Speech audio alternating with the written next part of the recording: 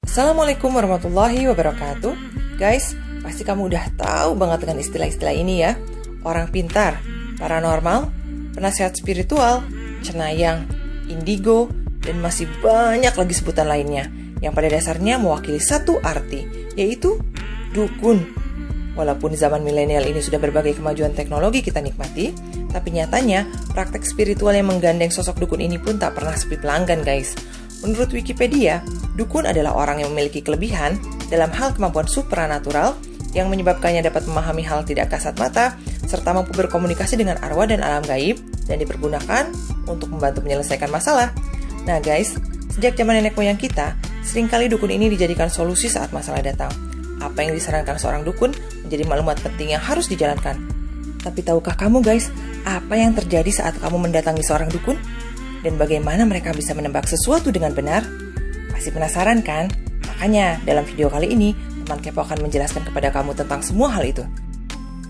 Tapi sebelumnya, jangan lupa guys, subscribe, like, and share ya. Terima kasih.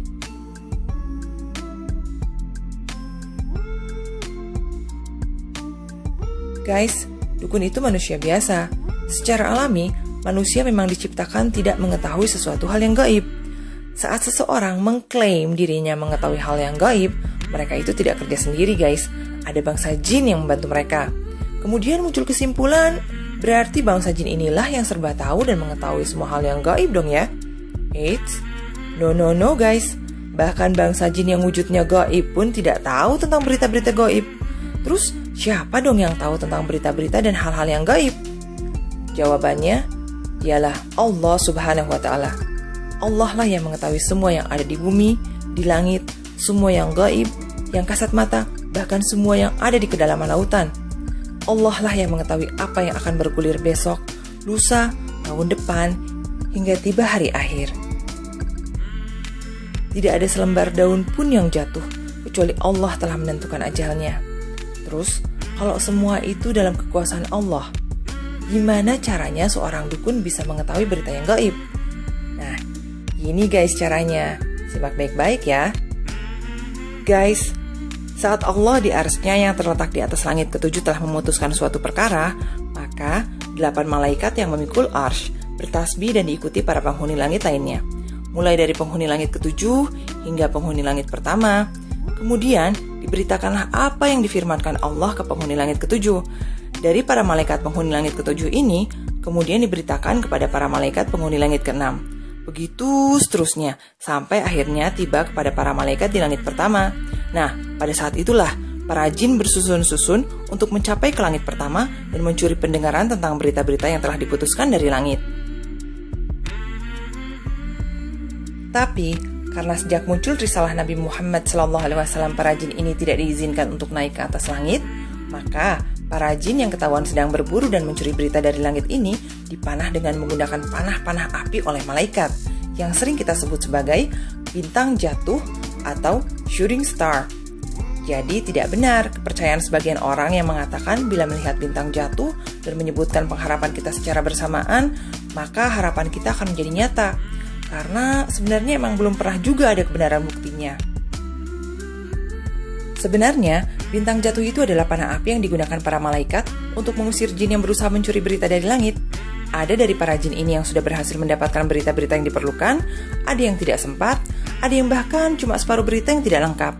Berita-berita yang didapatkan para jin ini akan ditambahkan dengan berbagai berita kebohongan lainnya. Kemudian, disampaikan oleh para jin ini kepada para dukun sebagai partnernya dari kalangan manusia.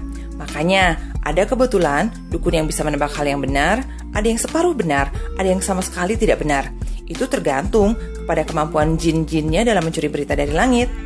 Nah, ini sebabnya saat ada orang yang mendatangi dukun dan bertanya tentang sesuatu hal kepada si dukun, biasanya si dukun akan melakukan ritual-ritual khasnya untuk memanggil partnernya dari para jin yang sedang mencuri berita dari langit agar membisikannya kepada si dukun. Bukan berarti dukun ini hebat ya guys. Semua orang bisa jadi dukun, bahkan orang yang bodoh sekalipun, asalkan mereka mau berkhidmat kepada para jin yang sesat, yang biasa kita sebut sebagai setan. Guys, saat kamu datang, bertanya, dan memohon bantuan kepada dukun, tanpa kamu sadari, kamu seperti sedang menandatangani kontrak kerjasama dengan dukun dan para jinnya untuk mengabdi kepada mereka. Dengan mengikuti saran-saran mereka dan melakukan ritual-ritual yang mereka perintahkan, kamu sebenarnya sedang berpaling dari Allah dan menggadaikan dirimu kepada dukun dan para jinnya. Dengan sengaja, kamu sedang mengizinkan jin-jin daripada dukun itu untuk masuk ke dalam kehidupan kamu.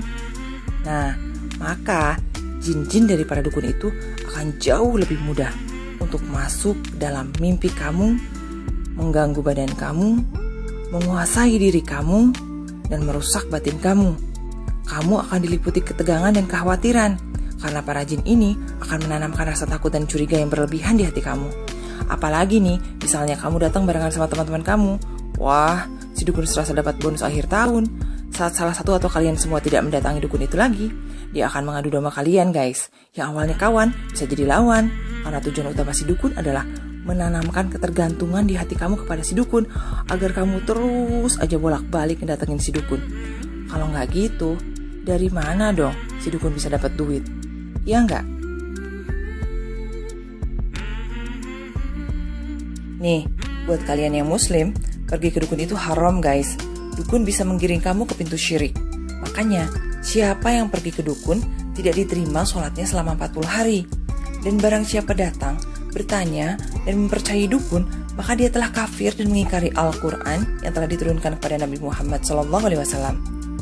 Guys, dukun itu bukan orang yang punya kelebihan ya. Justru dukun itu adalah orang yang kekurangan keimanannya kepada Allah. Jadi kita nggak perlu tuh dukun. Kita hanya butuh Allah Subhanahu wa Ta'ala. Ingat guys, mengapa kita menghinakan diri meminta bantuan kepada makhluk dan menjadi sesat? Di saat kita sebenarnya bisa memuliakan diri, hanya mohon pertolongan Allah yang maha hebat. Semoga video kali ini bisa bermanfaat untuk kamu semua. Sampai ketemu lagi di video berikutnya ya guys. Wassalamualaikum warahmatullahi wabarakatuh.